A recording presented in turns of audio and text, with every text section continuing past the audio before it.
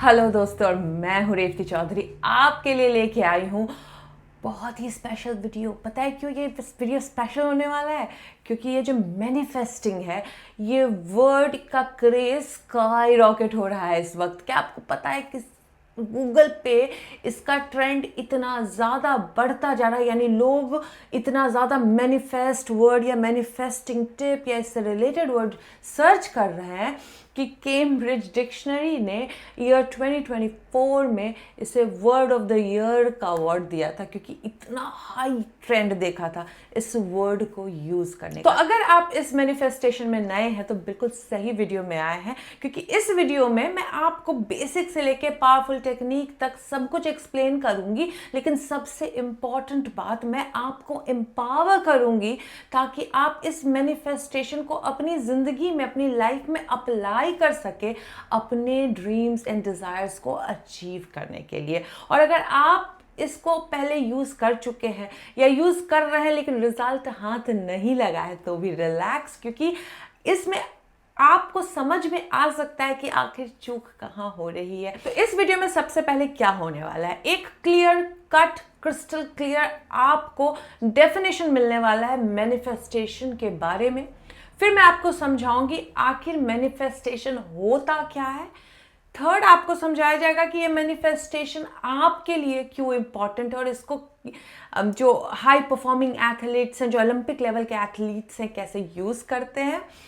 और आपको एक डीपली पर्सनल स्टोरी भी सुनाऊंगी, मैं और मेरे हस्बैंड ने कैसे अपने ड्रीम हाउस को मैनिफेस्ट किया था। तो सबसे पहले ये समझ लीजिए, मैनिफेस्टेशन का मतलब ये नहीं होता है कि थॉट, कोई विशफुल थिंकिंग करो और फिर मिरेकल होने का इंतज़ार करो। नहीं, वो आप अगर कर रहे हो तो आप मैनिफेस्टेशन नहीं कर रहे हो, बेसिकली आप उल्टा कर रहे हो मैनिफेस्टेशन का। मैनिफेस्टेशन का बेसिक अर्थ होता है कि आपके थॉट्स आपको इंस्पायर करे इंस्पायर्ड एक्शन लेने के लिए, ताकि आप रिजल्ट देख सको। जी हाँ, और मैनिफेस्टेशन एक ऐसा टूल है जो उस इंस्पायर्ड एक्शन को जन्म देता है। मैनिफेस्टेशन एक ऐसा टूल है जो आपको प्रिपेयर करता है, आपके माइंड को, आपके बॉडी को और आपके स्पिरिट को to take that inspired action.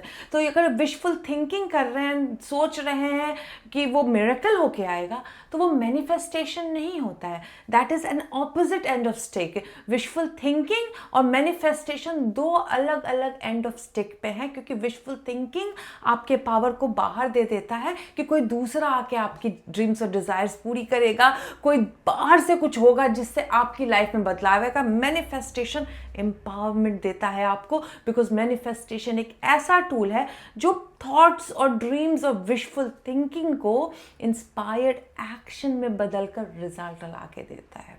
तो बेसिकली जब आप मैनिफेस्ट कर रहे होते हो तो आप प्राइम कर रहे होते हो अपने माइंड को, अपने स्पिरिट को, अपने सोल को, अपनी एनर्जी को, in order to be in perfect alignment to attract what you want। एक बात सोचिए, जब हम विशफुल थिंकिंग करते हैं, जैसे मान लीजिए financial freedom, okay, financial freedom हम सोचते हैं, तो अगर विशफुल थिंकिंग कर रहे होंगे, आई विश मैं फाइनेंशियली फ्री हो जाऊं, जैसे ही आप विश करते हैं उसी वक्त एक बहुत ही चीज़ एविडेंट होके आ जाती है, oh you are not financially free.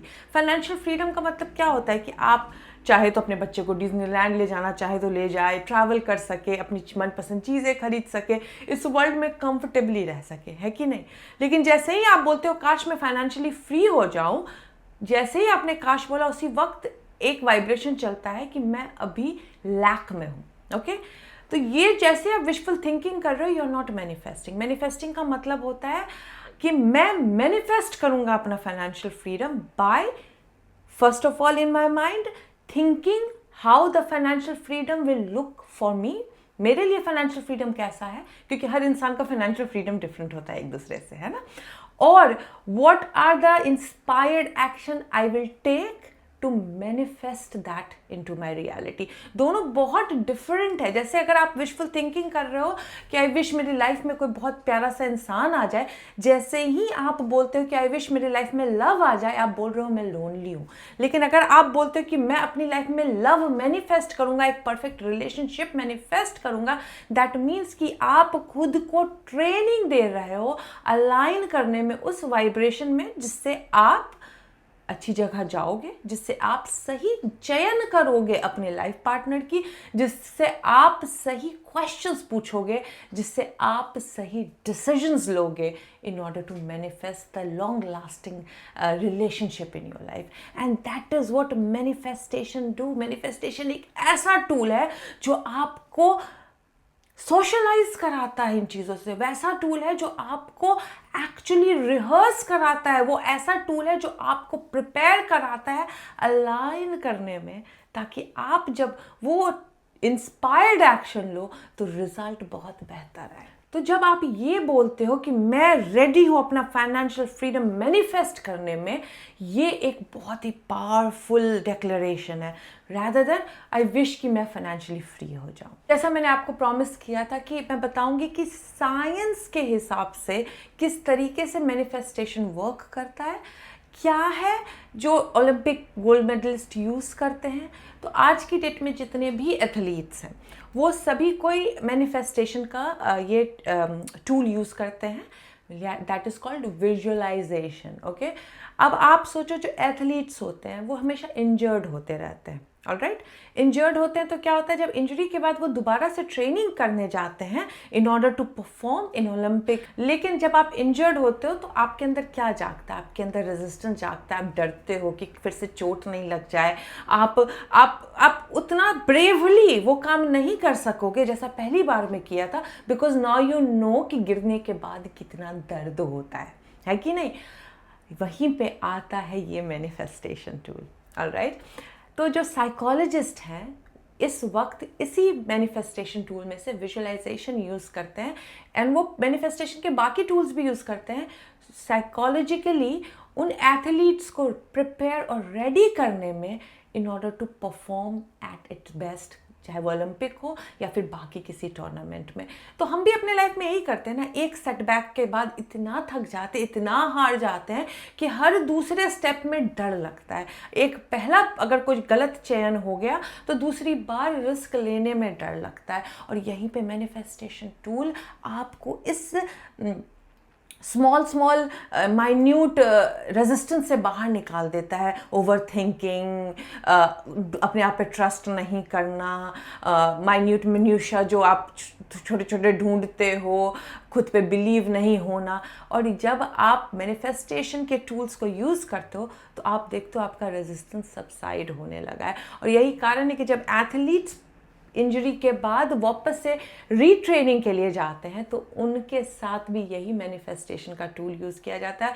उन्हें बोला जाता है कि लिटरली बैठो, आंख बंद करो और हर एक स्टेप को देखो कैसे अनफोल्ड हो रहा है। जैसे अगर कोई बहुत अच्छा स्कीयर है, अगर वो स्की कर रहा है तो वो बहुत हवा में थोड़ी देर के लिए उड़ता है, घूमता है, तो उसको आंख बंद करके वो पूरा का पूरा सीन विजुअलाइज किया जाता है। जैसे कोई बहुत अच्छा बास्केटबॉल प्लेयर है तो उसको बैठा के लिटरली एक एक स्टेप विजुअलाइज किया जाता है कि ये बॉल ऐसे ड्रिबल करेगा, यहाँ से बास्केट में वो डालेगा और डालने के बाद वो ऐसे करके रिंग पे लटकेगा, और ये पूरा का पूरा सीन वो बॉडी में एक एक सेल में एम्बॉडी करता है। और जब आप इतना ज़्यादा उसका रिहर्सल करते हो अपने माइंड में तो आपके अंदर का एनर्जी चेंज होता है, आपकी स्पिरिट चेंज होती है, and you are now ready to go again. Even though आपको पहले लगता था कि गिरने पे दर्द होगा, इंजरी के बाद डर लग रहा था, आप वापस से सेम टूर्नामेंट में जाते हो और बेटर परफॉर्म करते हो।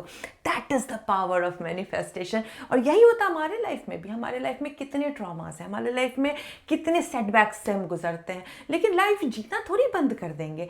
और यहाँ पे मैनिफेस्टेशन एक बहुत पावरफुल टूल ला के देता है। जैसे मैं अपनी पर्सनल स्टोरी बताऊँ तो बहुत सेटबैक देखा इंडिया में मैंने, शायद थक के हार जाती और थक के हार चुकी भी थी, लेकिन जब ये टूल हाथ में लगा ना तो वो डूबते को तिनके का सहारा मिल गया और फिर एक होप जागी। होप बुरी नहीं है, विशफुल थिंकिंग बुरी नहीं है, लेकिन विशफुल थिंकिंग और होप में ही अटके रह जाओगे, मैनिफेस्टेशंस के टूल को यूज़ नहीं करोगे जो लॉ ऑफ अट्रैक्शन में हम देते हैं, तो आप आगे बढ़ोगे ही नहीं।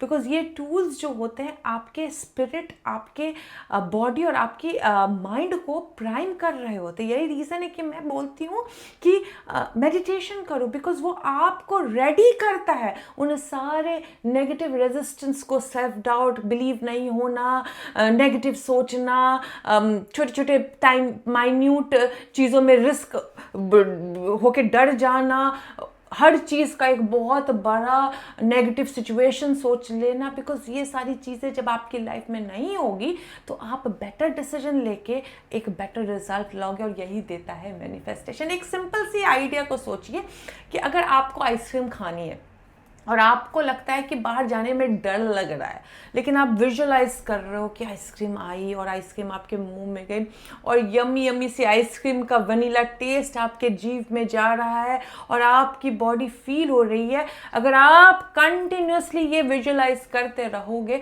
तो आपको इंस्पिरेशन आएगी, यार उठो, बाहर फ्रिज में पड़ा है, डरो मत, रात के 2 बज रहे हैं तो क्या, चलो उठ के खा लेते हैं।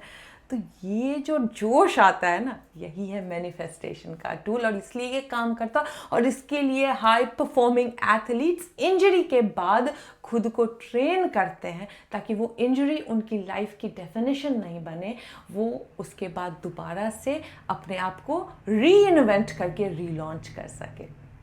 तो अगर मैं उस वक्त हार जाती, उस वक्त मैं फिर से खुद को प्राइम नहीं करती, तो जब ऑस्ट्रेलिया मूव की तो इतना बेटर परफॉर्म नहीं कर पाती।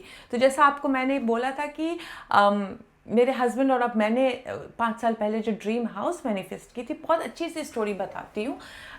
जब हम ऑस्ट्रेलिया मूव किए थे तो उस वक्त हमारे पास पैसे नहीं थे, घर खरीदना तो बहुत दूर की बात, हमारे पास बहुत सारी रिस्पॉन्सिबिलिटी थी, बहुत सारे डेट थे जो रीपे करने थे।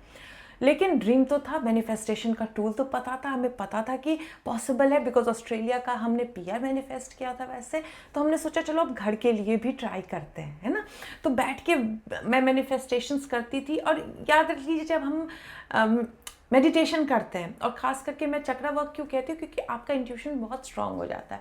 तो मैं जब ऑब्वियसली सोचा था कि अब घर चाहिए, और मैं चक्रा वर्क कर रही थी, बट मैं वो एक्शन नहीं ले पा रही थी, या मैं कुछ एक्स्ट्रा जाके नहीं कर रही थी, बिकॉज सुबह ऑफिस से घर जाना, फिर छोटा सा मैंने बिजनेस शुरू कर दिया था, उस पर ध्यान देना, हस्बैंड ने कुछ शुरू कर रखा था, उस पर ध्यान देना, 3-4 चीज़ें चल रही थी, तो ध्यान नहीं जा रहा था। लेकिन हाँ, मेडिटेशन कर रही थी, अपना चक्रा प्रैक्टिस वर्क कर रही थी, अपने माइंड रिप्रोग्रामिंग का जो काम था वो कर रही थी।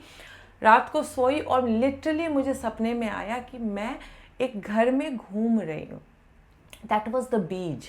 यही होता है, बीज बोया जाता है कि मैं एक घर में घूम रही हूँ और मेरे हस्बैंड, मैं नीचे हूँ, घर थोड़ा नीचे साइड में है, और मेरे हस्बैंड ऊपर खड़े हैं और मैं घर के बालकनी में घूम रही हूँ। और मैंने सुबह उठी तो मैंने बोला अपने हस्बैंड को कि मैंने घर का सपना देखा, और मेरे हस्बैंड ने बोला मैंने भी देखा है, एंड हम दोनों ने सेम ड्रीम देखा था रात को। और उसके बाद जब हमने रियल स्टेट पे जाने का इंस्पिरेशन आया, बिकॉज जब आप ये सारे वर्क करते हो ना मैनिफेस्टेशन की, you get inspiration to do things. तो मैंने कहा चल के देखते हैं। आई नो पैसे नहीं है, आई नो नहीं खरीद सकते, लेकिन देखने में तो पैसे नहीं लगते ना। तो देखना शुरू किया, हमने देखना शुरू किया। हस्बैंड बोला चलो संडे सैटरडे फ्री है, घूम के भी आते हैं। अब देखो यहाँ पे चूँकि विजुअलाइजेशन कर रहे हैं, मैनिफेस्टेशन कर रहे हैं, अच्छी अच्छी चीज़ें देख रहे हैं, विजन बोर्ड बना रखा था हमने अपने रूम में घर का, तो इंस्पिरेशन आई कि जाके ओपन हाउसेस में देखो। ओपन हाउस में गए, एग्जैक्टली वही घर था मेरा पहला घर ओपन हाउस के लिए जो मैंने ड्रीम में देखा था। बहुत एक्साइटेड हो गई कि वाओ, ड्रीम में देखा है, शायद यही घर मैनिफेस्ट हो जाएगा। फिर हमने घर का दाम पता किया तो बहुत ज़्यादा था, उस वक्त पैसे नहीं थे। मैंने कहा चलो कोई बात नहीं, हमने कुछ डाला नहीं, बट घर देख के मज़ा आ गया। उसके बाद तो लत लग गई हर सैटरडे संडे ओपन हाउसेस में जाने की। पैसे नहीं थे, और लेकिन हर सैटरडे संडे ओपन हाउसेस में जा रही हूँ। 2-3 महीने बाद इस कंडीशन में आ गई, एंड आई डोंट नो पैसे कहाँ से जमा होने लग गए, कैसे होने लगे, आइडियाज़ खुलने लग गए। शायद यहाँ से ये मॉर्गेज हो सकता है, अरे ये वाला इतने ही परसेंटेज पे दे सकता है, अरे हम बैंक के एम्प्लॉय हैं, हमें इतने ही परसेंटेज पे मॉर्गेज मिल जाएगा, एंड दिस।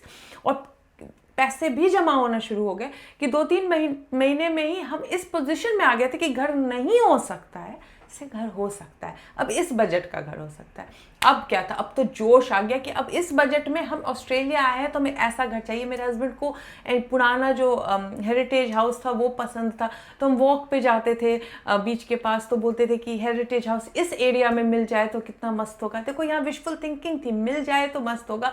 तो मैं बैठ के मैनिफेस्ट भी करती थी उस विशफुल थिंकिंग को कि हमारे पास एक बड़ा अच्छा सा घर है, हमारे पास अच्छा बाहर स्पेस है, अच्छे एरिया में है। अच्छा, मेरी बेटी की विशफुल थिंकिंग थी कि अपना स्कूल नहीं चेंज करना है, तो बैठ के मैं मैनिफेस्ट भी करती थी कि ऐसे एरिया में मिल जाए कि बेटी को स्कूल नहीं बदलना पड़े।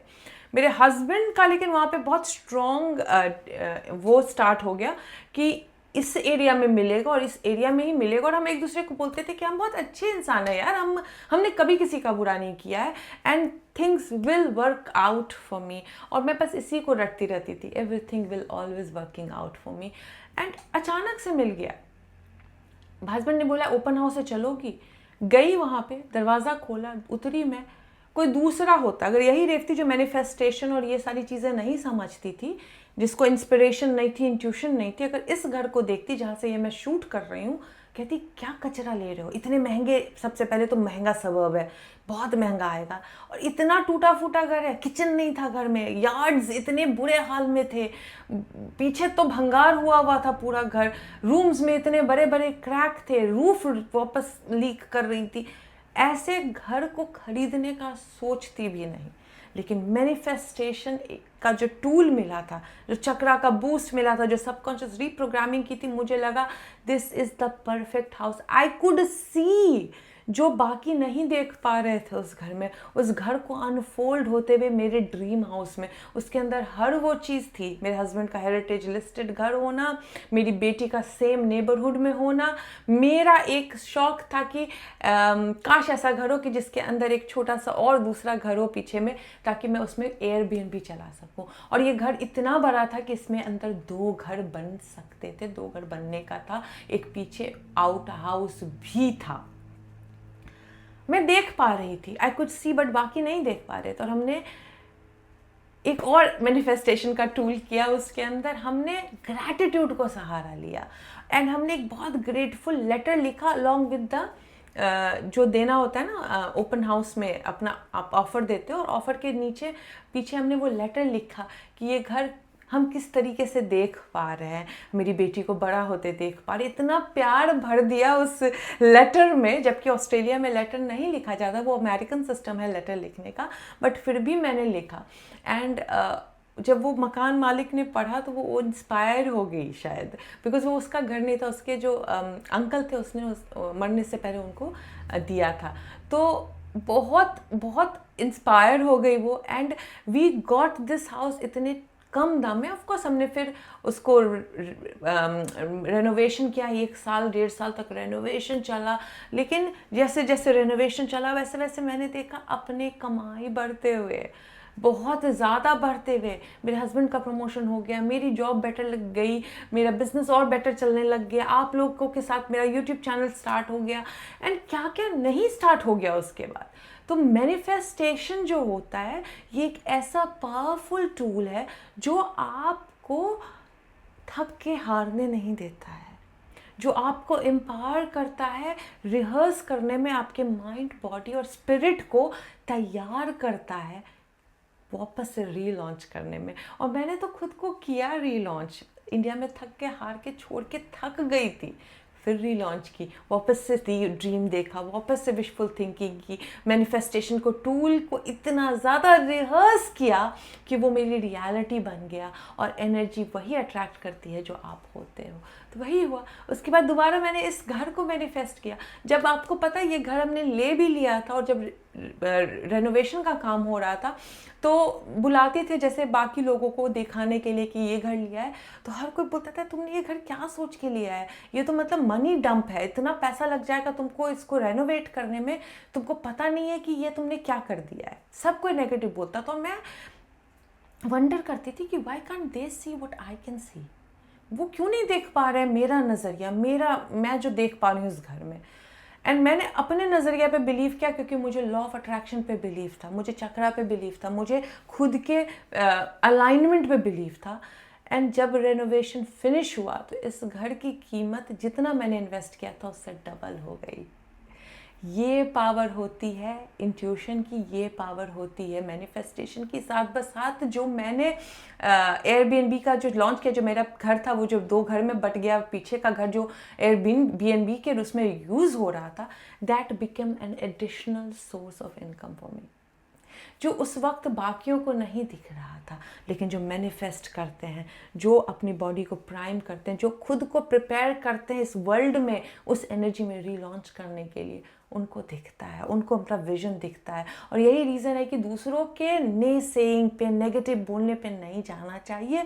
अगर आपकी डिज़ायर है, अगर आपकी ड्रीम है, स्टिक टू इट, क्योंकि मैनिफेस्ट होती है। और ये जो मैनिफेस्टेशन के टूल्स होते हैं, विजुअलाइजेशन हो, एफर्मेशन हो, मेडिटेशन हो, ग्रैटिट्यूड प्रैक्टिस हो, स्क्रिप्टिंग हो, जर्नलिंग हो, माइंड रीप्रोग्रामिंग हो, ये सारे सिस्टम सच में काम करते हैं।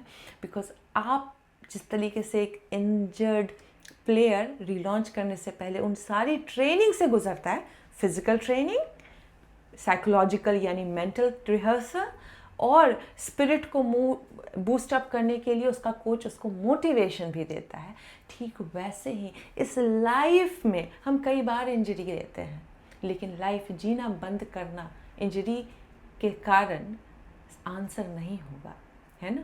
खुद को रीलॉन्च करना, उस इंजरी, उस ट्रॉमा को भूल कर, हीलिंग वर्क का सहारा लेकर खुद को जब रीलॉन्च करते हैं तो देखते हैं डिसीजन सही होते हैं।